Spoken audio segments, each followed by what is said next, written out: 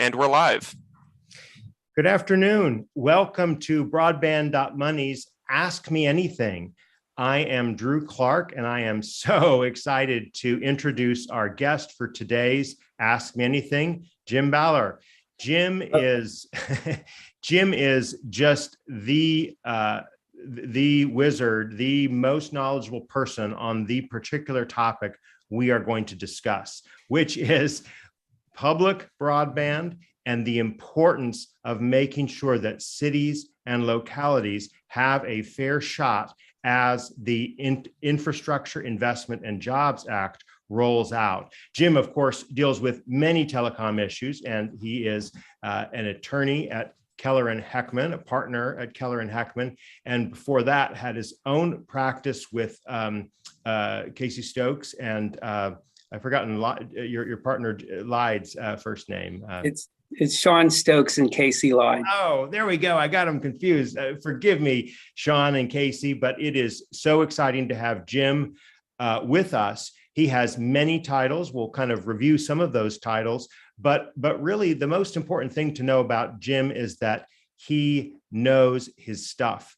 And we are going to have this opportunity to ask lots of questions about him because now is a particularly exciting time in the world of broadband because of IIJA, the Infrastructure Investment and Jobs Act. We have so many great questions to pose to Jim because you've been posing them on our Ask Me Anything page. So let me start off with one that has come up and maybe just kind of sets the stage for you to just give us a little clue for the parallels between the world of electricity and the world of broadband. How did you get involved in municipal broadband or broadband generally, Jim?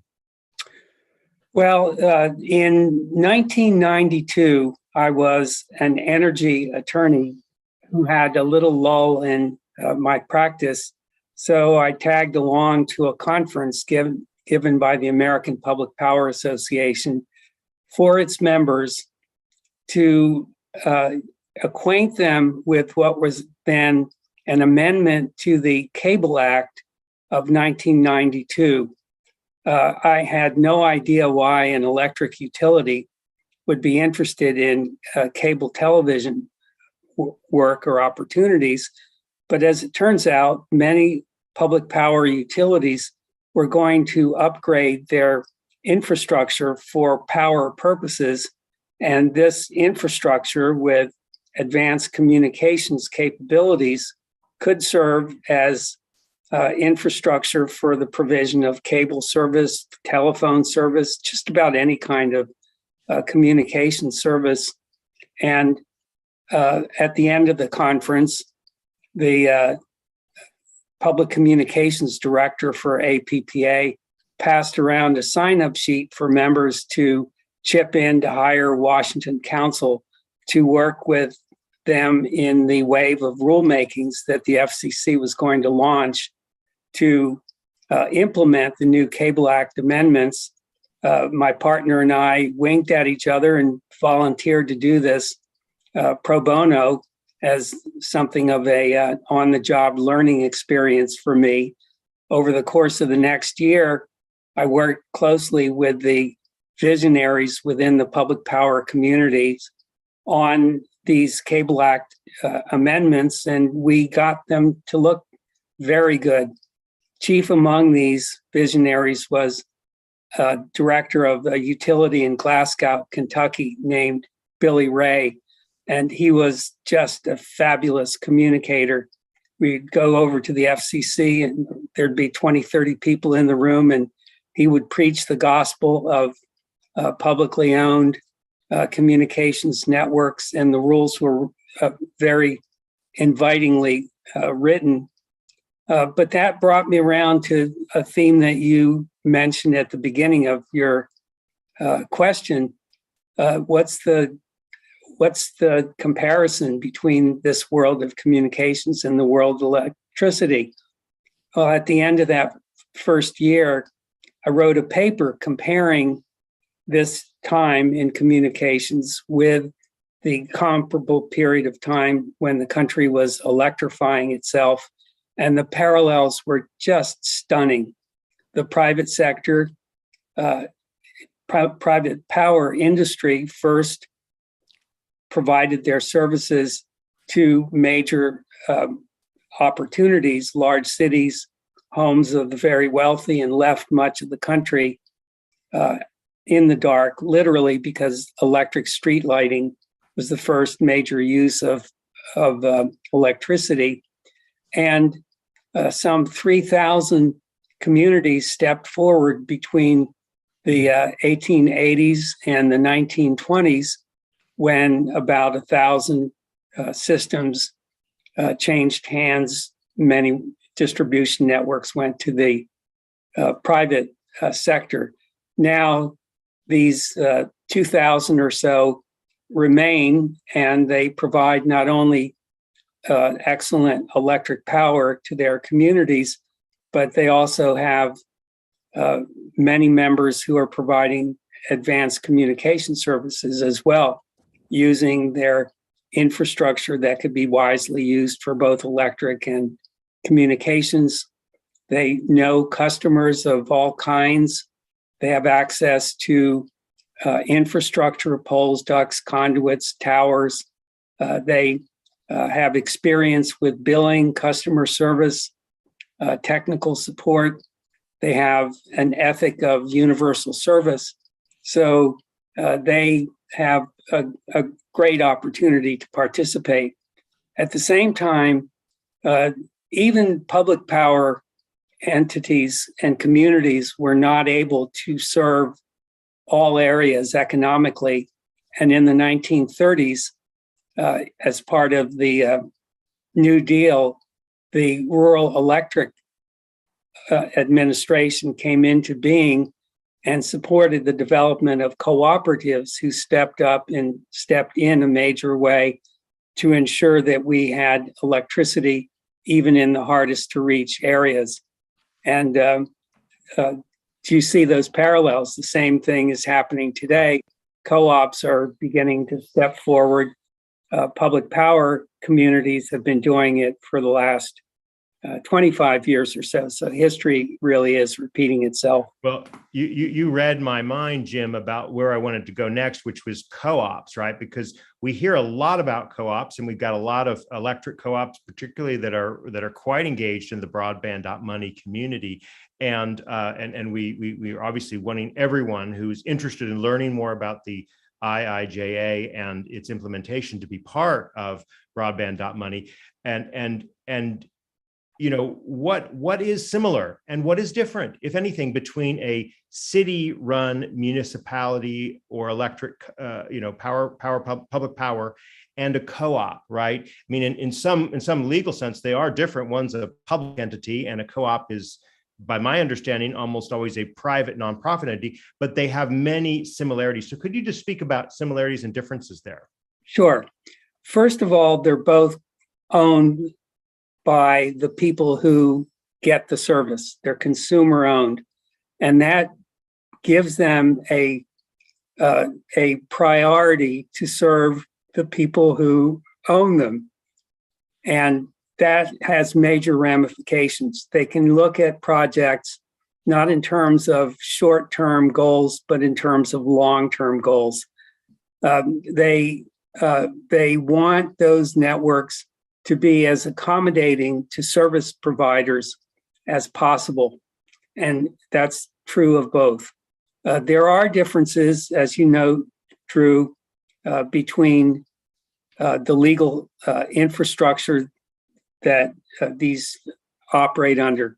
The fact that the cooperatives are privately owned rather than publicly owned makes them not amenable to some of the restrictions that apply to public projects in some states. By the same token, there are requirements that apply to cooperatives that are directed at cooperatives, and we're seeing states lifting some of those restrictions now, recognizing what an important role cooperatives can play in getting broadband to areas that are hard to reach. in that sense, they're also comparable. Public power serves communities that were left out by the private sector. That's true of cooperatives, but cooperatives tend to serve areas that are not even possible to do feasibly by municipal electric facilities. We had on one of our previous Ask Me Anythings, Darren Farnan, the Chief Operating Officer of United Fiber, and they're an electric co-op that now has 3 times as many broadband subscribers as in their electric co-op. What's your sense of electric co-ops' appetite for getting involved in broadband? Well, electric co-ops and the rest of the country saw, as a result of what COVID did to our country, the absolute necessity of having affordable access to robust broadband available. And like the rest of the country, like communities across the country, they recognize the need of their communities and are exploring ways to take the step in. Cooperatives are very careful. They want to make sure that they're doing well for their existing members and that they're not taking risks that will adversely affect their ability to serve their electric community. At the same time, they recognize that if they don't step forward and provide services to their communities, it may be a long time before alternatives emerge. So there's a tremendous amount of interest across the country. Let me go on and just expand this. Please do. This is not just public power communities or cooperative communities, but communities general across the country. Like electricity, it has become obvious to many people that having access to advanced communications networks at affordable rates and universally creates a platform and an opportunity to experience simultaneous progress in everything that matters to a community: economic development, educational opportunity, public safety, transportation, environmental protection, entertainment, government service, to go on and on. In each and every one of these areas, can you hear me now? Okay. In each and every one of these areas, progress is being made. And if you have the network to support it, and networks are critical to everything, you can experience that progress in every one of these fields. If you don't have access to advanced communications capabilities, you not only miss out on being able to participate reliably in Zoom calls like this, but you fall behind in every one of those areas. So what we're seeing is communities across the country eagerly exploring opportunities with willing incumbents, with potential new entrants, with networks of their own if they're capable of it or see the necessity of it, of creating new kinds of engagements, regional networks, public-private partnerships of remarkable kinds. All of these things are going on now, and the stimulus funding that's available will be like lighter fluid on embers that are already glowing across the country. You're just naturally leading into where I want to go next, but you don't want to go too quickly to public-private partnerships, because I want to linger on this point about co-ops a little bit more. Sure. What are the recent rules that have been eased in different states, and will we see more of those? What do those enable electric co-ops to do now that they couldn't before? Well, they can provide services. In many cases, there have been model laws defining how electric membership entities can get into business and can operate. In a number of states, there were interpretations that if something was not explicitly designated as an allowable service for a cooperative, they couldn't do it. One state, for example, held that a municipal electric utility could not provide propane services because that wasn't expressly called out in the state's particular scheme of authorization. So what we're seeing in some states now are explicit provisions that tell cooperatives that they can enter into the communications field. In some cases, the laws spell out terms and conditions, for example, that a cooperative needs to do this through a separate affiliate. But in general, what these laws are doing is opening up the field for cooperatives to enter. Some states are also dealing with easements, which has been a problem as well, where a private owner of land over which a network is extended has given certain rights called easements to the entities operating in those areas, and broadband or fiber service or communication services may not have been contemplated in the original easement. And the question becomes, can those easements be used for communications purposes as well? That's a state issue. Different answers, different places in some legislatures, while in the course of authorizing cooperatives to move forward, are also dealing with easement issues.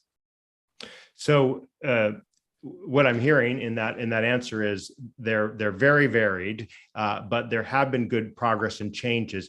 And I guess just kind of closing on this as we move over to partnerships, there hasn't been a lot of regression in terms of the number of states that have restrictions on municipal broadband, correct, Jim? But there hasn't necessarily been any dramatic change either. Do you want to just kind of speak to this as we close out this question of co-ops and public power and restrictions and so forth? Okay, if what you mean is by hasn't been regression, that there have been no new barriers. That's what I mean. The answer is it's been slightly in the opposite direction. In terms of straightforward prohibitions, either direct or effective prohibitions. And as a sign of the progress, last year, for example, a heavily Republican state of Arkansas unanimously in both the House and Senate voted to broadly expand authority of municipal networks, a very gratifying step by Arkansas. State of Washington removed some restrictions on public utility districts and authorized smaller cities to move forward with communications projects. So in that sense, Drew, there has not been a regression, to use your word. The real challenge nowadays is to ensure that the money that is going to be made available under federal funding programs, including the IIJA, is not withheld from public entities or cooperatives or public-private partnerships. That's a different kind of restriction, but it's one that we need to be very cautious about and act vigorously to try to oppose. Well, boy, we've just started and just getting started. And I see we're about a third of the way through. Let me just kind of categorize. I'd like to cover three big topics in the next 40 minutes, Jim. One is public-private partnerships. And this is so vital and central. And you've teed up this a little bit. A second, and this kind of overhangs the entire discussion, is the Infrastructure Investment and Jobs Act. But not just that, because there's also the American Recovery Plan funds. There's also the Treasury's Capital Projects Fund, as well as other funds for broadband. And broadband money's interested in all of these, as are, of course, many people. And then, of course, federalism and some of the ways that overhangs a lot of these issues that deal with municipalities. But let's talk about public-private partnerships. And you teed this up so well in talking to co-ops and how they might explore interactions with other players than themselves. Let me just ask this way, Jim. Obviously, you're a big proponent of public entities being involved in broadband, but you don't have any objection to private entities being involved in broadband, do you? Well, let me clarify. I'm often said to be an advocate of municipal networks. To be more precise, I am a vigorous advocate of local choice. If a local government, well-informed, decides to provide service itself, I'm all for it and will gladly help. If they decide to work with a private entity, an incumbent even, and that's the choice that makes sense to them, I'm all for that as well. So I absolutely am not anti-private sector, except when some members of the private sector, in my view, misstate the facts about the reality of public participation in projects. But no, to me, partnerships is a bigger term than simply a couple of entities working together on a project. It's a much larger concept of people working cooperatively to get goals achieved. And we now have recognition of the importance of getting robust broadband everywhere across this country. We can't do that without partnerships of all kinds. Partnerships in the educational community and the industrial community and all across the board, finding ways to work together to take advantage of the multiple opportunities that advanced networks provide. And yes, while we can focus and will focus, I'm sure, on partnerships surrounding particular projects when it comes to who owns the network and who operates the network and who provides services on the network, I'm talking about a much bigger kind of partnership. And frankly, I hope that success in partnerships of that kind will lead to success in tearing down some of the barriers between us as a country and help people focus on ways to work together for common goals that everyone will benefit from. Yeah, well said. Let me kind of drill into this specific question here on public-private partnerships. Why are they so significant? What is better or what can be better about a PPP than a typical private telecommunications deployment? Again, granted, you're not saying that that's a bad choice, but what can be better about a PPP than a purely private deployment, or on the other hand, a purely municipal run broadband deployment? So could you speak to that combining of public and private in a PPP?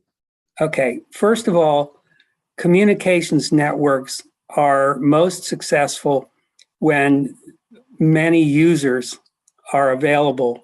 And the kinds of networks we're talking about today are not just single service cable systems or phone systems.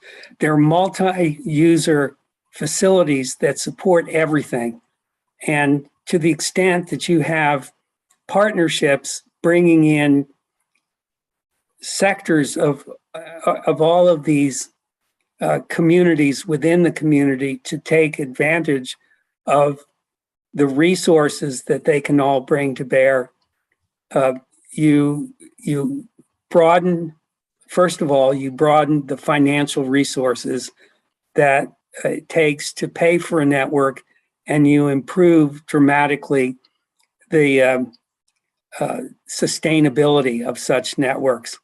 Second, the private sector has certain advantages of experience in providing communication services. I'm talking here about ISPs and others that are already communication service providers. Some communities can do that themselves, but most can't.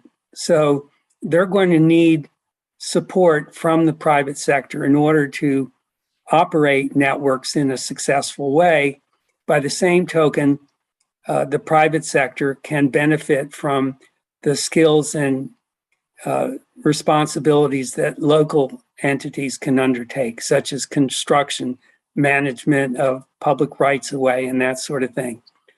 Another benefit is that we call this asymmetric goals. What that means is that a local government has long-term goals. It wants its community to benefit in the multiple ways that a network can provide. It does not need to turn a profit short term. A private entity has to meet certain targets of profitability. So a well-designed system can enable both sides to achieve their goals, even though their goals are only complementary and not identical with one another. We've talked about barriers in some places. In some places, it's possible through partnerships to provide service that would not be available or would not be possible today by the public entity standing alone. Those are some of the major benefits. There are also disadvantages. They tend to be more complicated than a project, a do-it-yourself project, if you are in fact able to handle a do-it-yourself project. And sometimes local government participants change after elections. Sometimes private entities want to sell their stakes in projects. Change does happen, and it's a bit more complicated if you have a public-private partnership than if you're doing it alone as a private entity or doing it alone as a public entity. But there are ways to mitigate these risks. Well, and one point I often make in talking about this, Jim, is that, telecommunications is in one way inherently public-private because of the rights of way that the government is by necessity the steward of, right? And so the local government can either, give away its birthright to any old incumbent that comes along without really getting a benefit, or it can say, no, this is our right of way. We'll work with you in a great way to enable broadband. And so it's going to have a role. And then the private sector tends to have the ability to move faster. But again, but you point out that if you're a city and capable of doing this, that may be a fast way to move forward too. So it's kind of taking advantage of different components. Wouldn't you agree, Jim? I would not only agree, but I would add that in many cases, in almost all cases, the right selection among the variables that go into what ultimately becomes a good public-private partnership will depend heavily on local conditions, local assets, local expertise, local risks, risk sensitivity, local goals, other priorities. Once you sort out these things, you can then plot a path to enable both the public and the private entities to achieve what works best under that set of variables. Yes, but we're seeing these things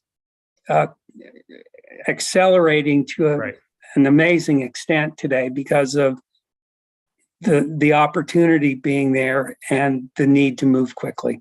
Well, and you're singing our tune at broadband.money, local conditions, local assets, local expertise, local risk. That is what we are all about, is making sure people understand local really has something to add to this equation. We've got a question from Robert Say, I hope I'm pronouncing that right, the Senior Policy Advisor for Telecommunications at USDA's Rural Utilities Service. He asks, are water or irrigation districts in the West candidates to deliver broadband similar to what electric cooperatives in the East are doing? Similarities are one delivers water, the other electricity. both have the same customers and linear rights of way and utility like infrastructure. What's your thought on water irrigation districts, Jim? I'd say yes, in principle, and then say, look at the facts of the particular cases. The caller who posed the question is absolutely right. There are irrigation districts, there are public utility districts, there are others providing communications infrastructure or facilities of various kinds. Some don't want to be involved in that sort of thing, and others do. So from my perspective, what we need is an open door to the possibility of it, and then let the people involved figure out how they can work successfully toward achieving that goal. Well, let's move right. Go ahead. If I might just add, Washington State, I mentioned that a few moments ago, but there's an example of where county level public utility districts, PUDs, over the years were allowed to provide only wholesale telecommunications service. And they've done that very well. But now they also have the opportunity to provide retail service, which is sorely needed there. The same is true of other kinds of utilities and even seaports and other kinds of areas like that. Yeah. Let's move into the Infrastructure Investment and Jobs Act, as well as other federal and state programs to promote broadband, to stimulate broadband, to fund broadband, and in particular, how that will accelerate or could accelerate public-private partnership models. In particular, Jace Wilson asks, what underappreciated PPP models do you believe will become popular choices for communities in the IIJA era? I think there will be many different kinds of public-private models. There are nuances and nuances upon models, but if I had to pick one of them that I think will be very popular, I'm not saying necessarily more popular than others, it will be the public sector owning the infrastructure and either developing it themselves or working with a private entity to design, build, operate, maintain, and provide service over it, possibly also finance. But providing resources can make the difference in making projects feasible that would not otherwise have been, and empowering the local government to provide the resources and maintain a significant role in the management of the endeavor will be very important. The private sector, there will be matching requirements, 25%. It has to come from somewhere. In some cases, that will come from the private entities involved. In some cases, it can come from other resources. But these partnerships are prime opportunities for funding under the IIJA, and the IIJA expressly calls out partnerships as being a candidate for funding. So Jim, we won't talk at great length in this conversation about the prior round of broadband funding that the federal government engaged in 2009. But I do want to ask that to set up the question of how would you compare the energy we are seeing right now in regard to the preparation, anticipation for IIJA. The rules are due out by May 16th, 10 days from now, versus the feeling that surrounded the ARRA in 2009. In other words, what is likely to be different, better, and bigger about IIJA than about the ARRA? Well, first of all, let me say that to one who was part of the community of people who are really interested in the BTOP and BIP programs a decade ago, the excitement was just as palpable as it is today. To us, $6.2 billion was a treasure beyond anything that we had a hope for before the enactment of the ARRA. So the energy level is particularly high among those who had a significant role to play in that process. What's really different now is COVID. And COVID has convinced the whole nation. It has moved the nation ahead perhaps 10 years beyond what it might have taken for realization of the significance of robust broadband to sink in. So now it has, in fact, sunk in at Congress. It is sinking in at the states in a whole new way than existed before. And it has captured the fancy of communities across the country. So the dollars involved are much bigger. In addition to the IIJA and the $350 billion that were made available under the ARPA, the NTIA has identified some 80 programs across 14 departments and agencies that can be used to support broadband for those who know how to piece together projects. So there's no reason why a community can't focus on communication services and at the same time address the needs of the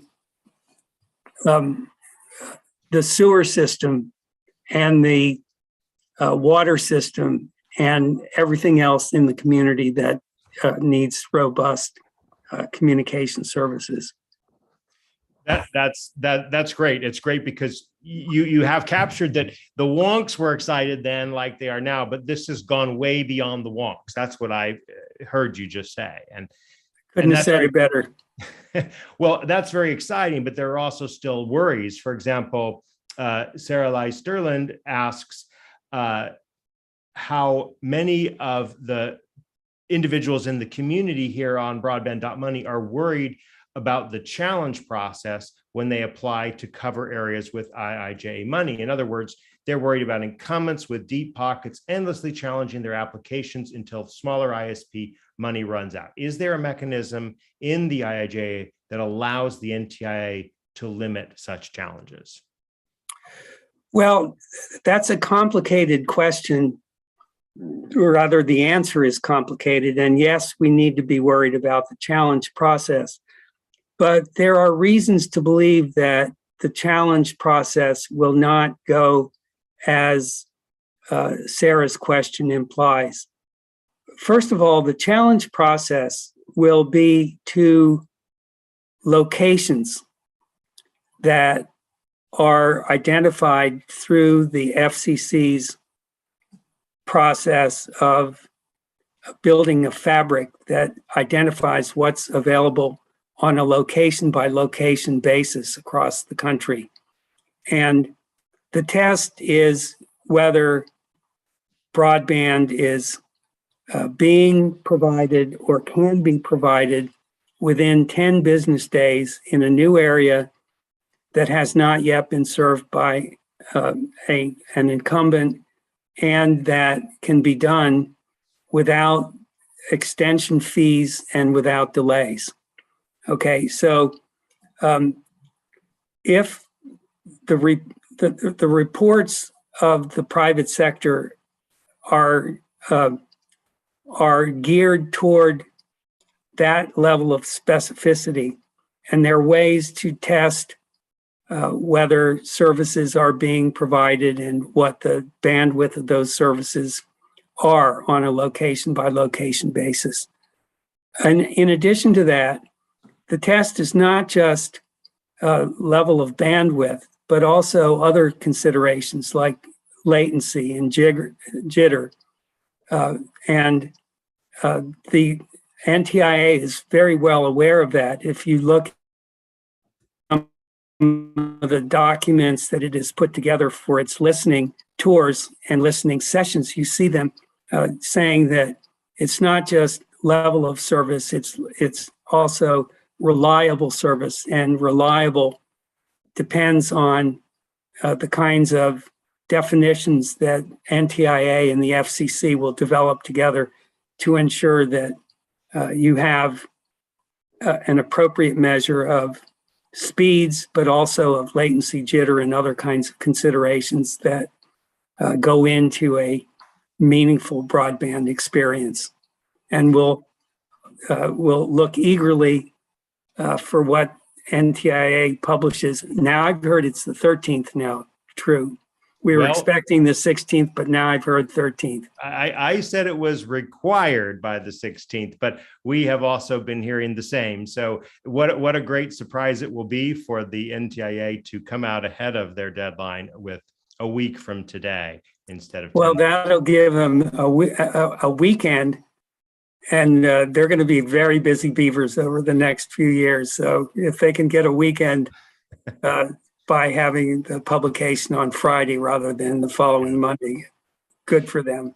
We have a question from Dave Tott, who is raised this latency and jitter issue before. My concern is always that end users get networks with the lowest possible latency under load, as more bandwidth alone does not lead to better quality of experience for video conferencing or gaming applications. What is being done to address this problem, as well as the problem of the IPv6 rollout? Do you have any thoughts on those two questions, Jim? I don't have answers yet, but I can say that I know that NTIA is aware of these issues.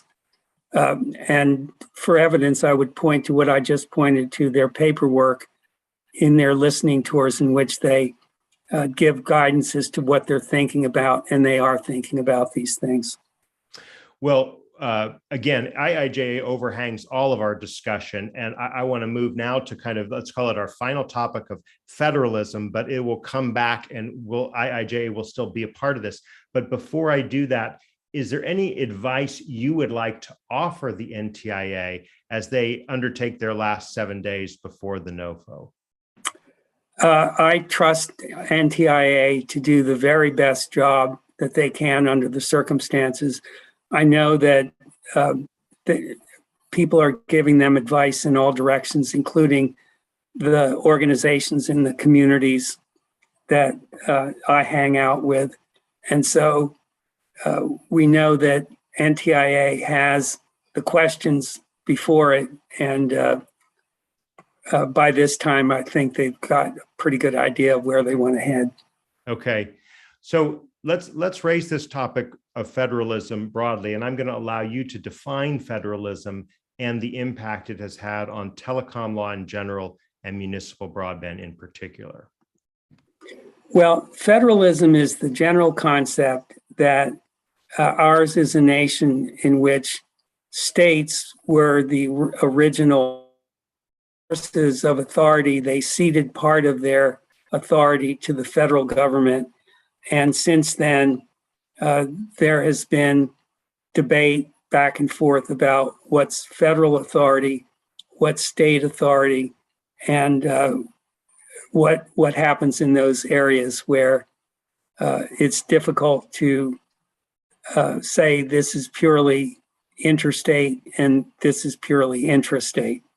So the way this has worked out in particular with respect to public broadband initiatives is that the federal communications law is very open to participants of all kinds, but it does not explicitly provide local governments authority to provide communications service. That authority must come from states, and states can do that explicitly or through home rule or otherwise. Some states have enacted barriers to public broadband initiatives of various kinds. And over the course of the last couple of decades, there's been tension between whether the Federal Communications Commission has authority to preempt state laws that restrict or limit public power or public broadband initiatives. We've been involved in this struggle at the federal level, in the states, before the courts, all that time. And in the first case that went all the way to the Supreme Court on this issue, we convinced the Eighth Circuit that when Congress adopts a law saying that states can't adopt measures that prohibit any entity from providing any communication service, that's plain and simple and applies to public entities as well as private entities. The FCC thought otherwise, and the Supreme Court agrees that it could not be sure that any entity included any public entity because Congress hadn't said so in words of one syllable. Therefore, out of respect for state authority, it had to rule against the Missouri entities that were the lead in that case. That's the Nixon. Was it Springfield? Was that the? It was Missouri Municipal League was the party in interest. Springfield had a significant role in that. A few years later, the cities of Chattanooga, Tennessee, and Wilson, North Carolina, challenged their state laws that also had restrictions, and the FCC looked at the particular provisions of the Communications Act at issue there and decided that yes, Tennessee's and North Carolina's laws were restrictive and anti-competitive and contrary to the provisions of law at issue. And this time, the Sixth Circuit overturned the FCC's decisions, not because it was incorrect about the adverse effect of these laws, but because of the authority issue. It felt again that there was not clear enough signal from Congress to enable the court to be confident that Congress intended this result. Even so, the decision, in my opinion, of Tom Wheeler to do the preemption was very important, and it has implications even for today. It was a fair reading, I believe, of the act to warrant preemption, but it built a broad public record that looked at each of the arguments on both sides of the issue, the claims that municipalities always fail, that they have unfair advantages, this, that, and the other. And it also looked at how the laws actually work in practice. In particular, it went through the North Carolina law, which is justified as being necessary to create a level playing field, and found on point by point by point that these points of this law contribute to an anti-competitive law that applies asymmetrically to public and private entities and discourages investment and ultimately is anti-competitive and contrary to the act. Now, the significance of that today is that in the IIJA, there's a provision that says that states who are the recipients of IIJA funds can't prohibit public entities, public-private partnerships, cooperatives, nonprofits, private entities from being eligible for funds. Now, does that have to be an explicit prohibition, or can it be the kind of law like North Carolina's that is prohibitive in effect, if not literally? We have the FCC precedent looking at a law that says these factors taken together are prohibitive. That stands, that the Sixth Circuit did not challenge the FCC's determination about that, and that was based on a very broad and public record. So we'll see how NTIA handles the provision in the IIJA that deals with this issue, and how it wants to react to it. The one difference between this provision in the IIJA and the other provisions that were tested is that this time Congress used the magic words public entities and public-private partnerships and cooperatives. And so there can't be any doubt as to the scope of what Congress intended as to who should be eligible. Well, and that is crucial. Just that history really does show that while the ground may have been bad ground back to the Nixon v. Missouri decision, you're saying that Tom Wheeler's decision in 2014 to attempt to preempt them was a good thing, because it goes to the fact that there is now a record, and there is now a substantial, and now there's specific language in IIJA that makes it clear that states cannot prejudice a public entity or a co-op or a public-private partnership, just like you've stated here, right, Jim? You got it. Well, I want to pose a question that Benjamin Kahn, a reporter at Broadband Breakfast, and he was with me at the Broadband Communities Summit. He says, during Broadband Communities, open access networks were a heated topic. Of course, you were there with us. We had many chances to interact. Jim, the world wants to know, what is your view on open access networks? I think it's a wonderful concept if it can work. In some cases it can, in other cases it's challenging, and you have to look at the circumstances case by case. There are some open access providers who've had long experience with it, have learned how to make it work. There are others who appreciate how good it would be if open access were possible, but may not be able to pull it off. Again, as we've stressed over and over again, you have to look at the facts in front of you and learn from projects that have tried and succeeded and tried and struggled.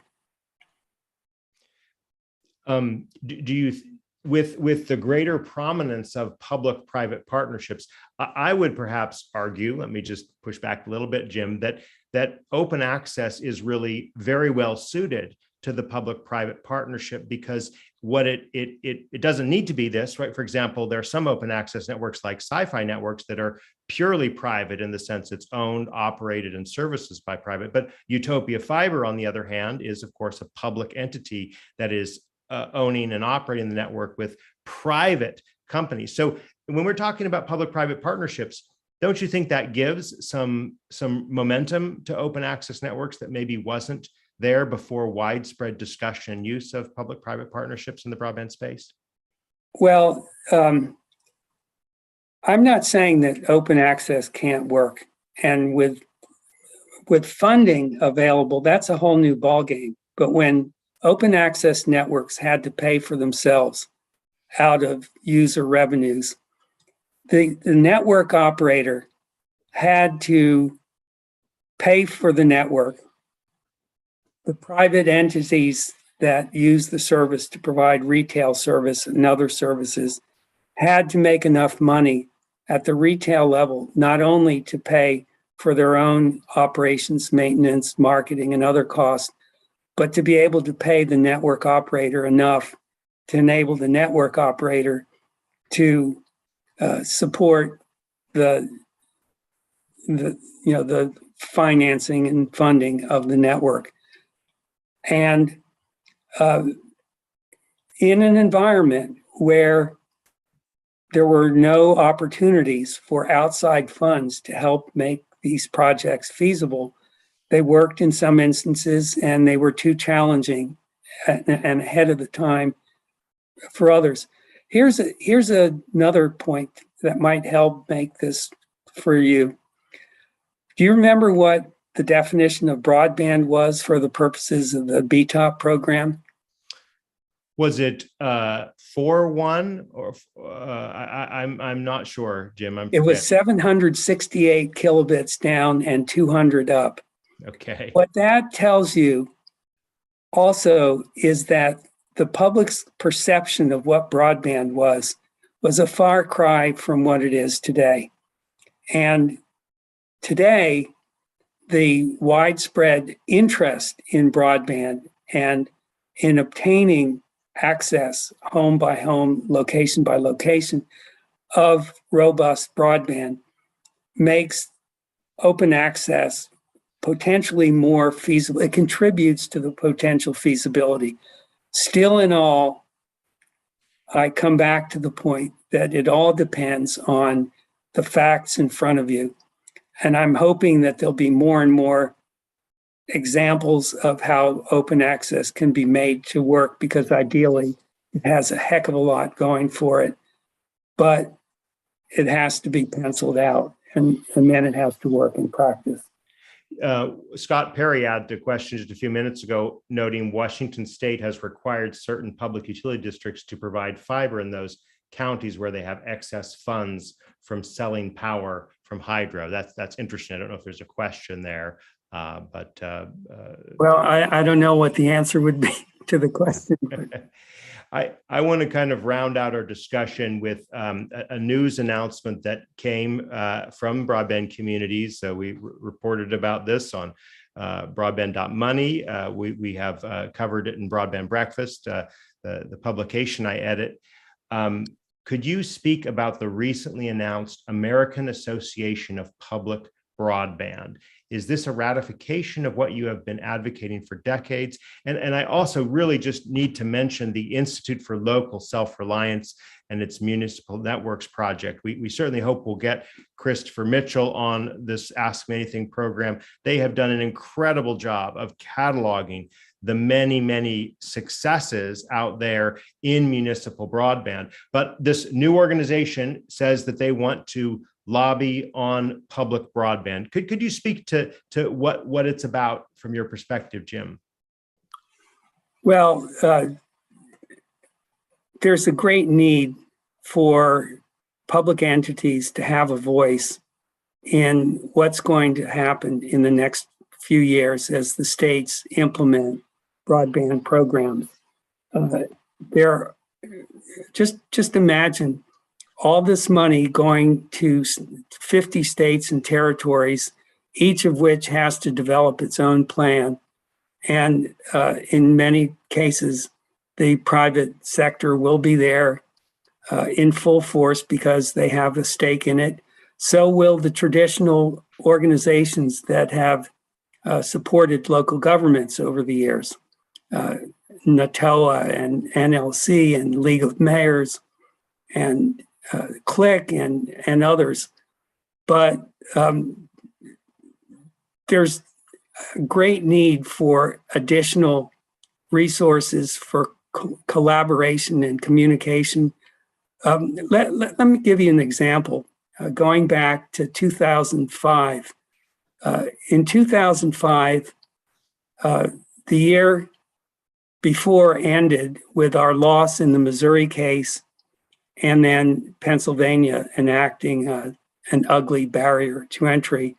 We anticipated that in 2005, there would be a wave of new efforts across the country to adopt new state barriers.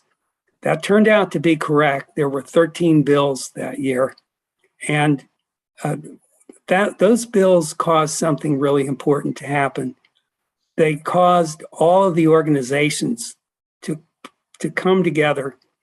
And even more important, they caused the private sector that had an interest in working with public entities to step forward to say enough is enough. This is not a matter of public versus private.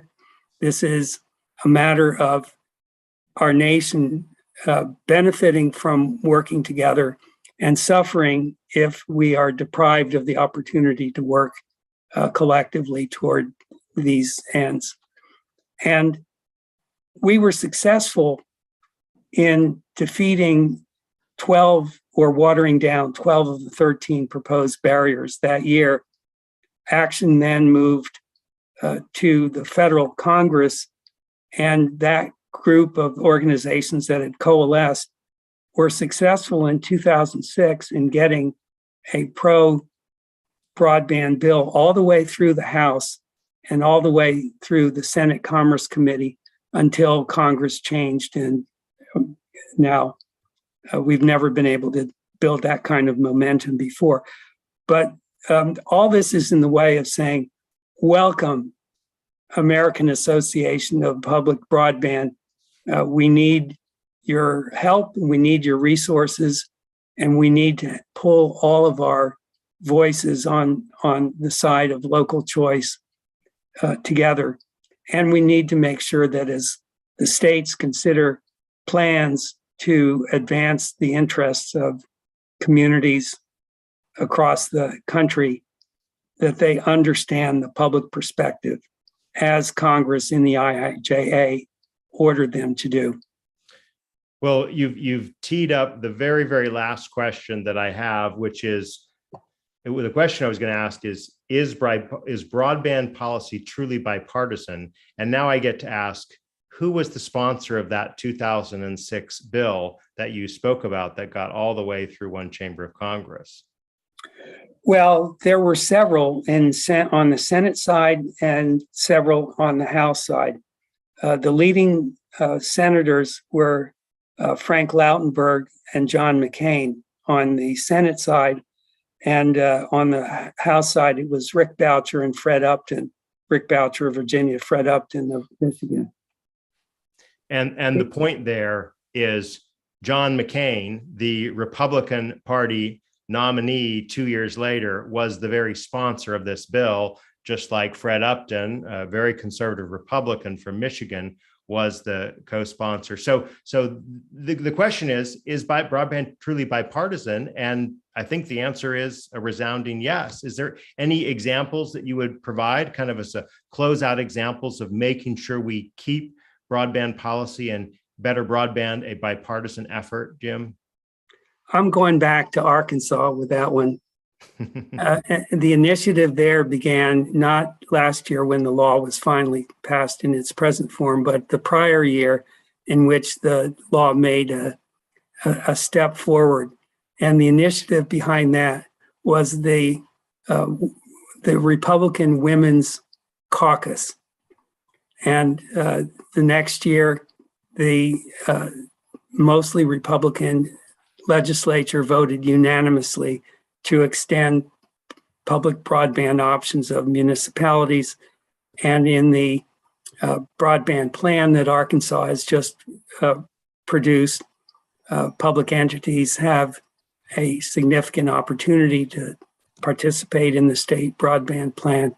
So I'm saying that it depends where you are. At the local level, it is certainly more likely to be nonpartisan than it is in some states, than it is in Congress at times. But it should be nonpartisan. It should be bipartisan because we all have a stake in the success of it. Let's talk about how to fine-tune our models and our working relationships, but not talk about barriers that derail the opportunity in the first instance. Well, our time has run its course, but it's been a remarkable opportunity to get your thoughts and to share the thoughts that many have asked. Jim, thank you for being with us in this Ask Me Anything. On behalf of Broadband.Money and our guest for this hour, Jim Baller, I'm Drew Clark, and we'll see you at the next Ask Me Anything next week at 2:30 p.m. Eastern Time. Thanks very much for the opportunity, Drew, and keep doing your good work. Thank you. You too, Jim. And we'll see you next week. Take care.